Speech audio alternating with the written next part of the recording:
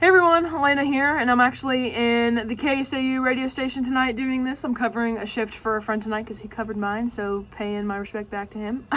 Anyways, so tonight I'm going to be talking to you guys about the International Me Too movement for Case Study 2. A little background on the movement. Me Too is actually a hashtag that represents a movement against sexual assault and the harassment of women in the workplace. Taryn Burke, she created this movement. She's a civil rights activist and she is a survivor of sexual assault. She began using this phrase in 2006 to remind women that they are not alone and that they have every right to speak up and speak out about their experiences that they had in the workplace. Because of the expose of Harvey Weinstein's sexual assault cases in 2017, the Me Too surged and has become a respected international movement. So to start off with the first thing in the Potter box, which is definition, social media and the news outlets have had major impacts on this movement, positive impacts. Social media, it holds tremendous power in raising public awareness because it highlights a critical and political perspective on the way sex and power interact.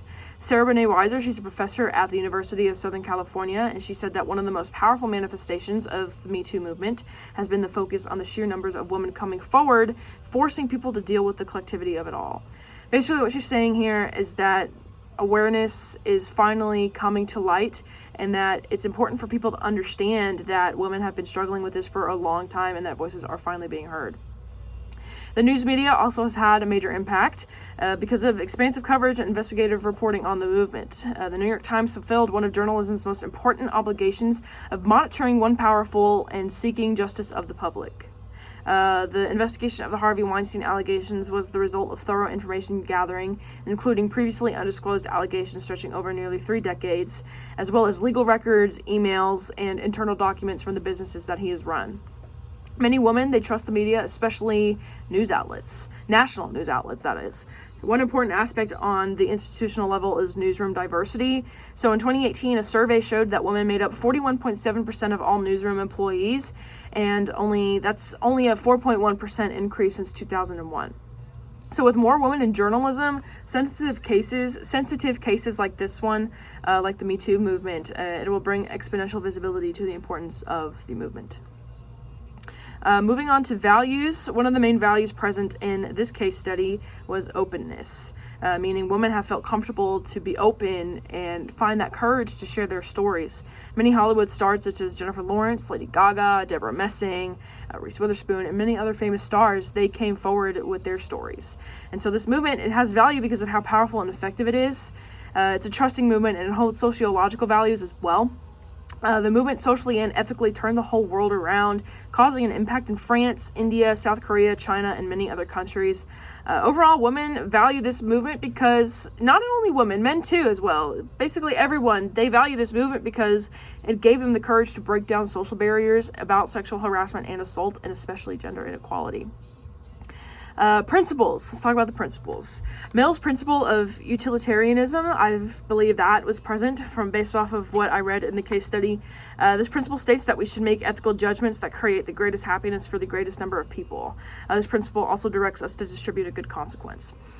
So with that, the ethical principle is present in this movement because the men who were accused of sexually assaulting women, they were fired from their jobs or even sent to prison. So consequences.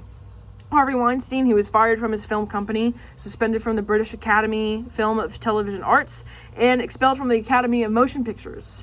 So according to the New York Times, by October 2018, the Me Too movement had brought down 201 powerful men, and after those men lost their jobs, 43% of their replacements were women. So overall, these men faced deserving consequences for their actions. And then the other one that I noticed, which was Kant's categorical imperative. The principles revolved around duty-based moral philosophy, meaning that everyone has a duty to tell the truth. So in this case study, all of the women coming forward, they told their story about their experience of sexual assault with Harvey Weinstein and other men. And due to all the women who spoke out and told their truth, like I mentioned above, all of the men involved had to go to trial and they faced consequences for their actions. So finally, my opinion, which is loyalties.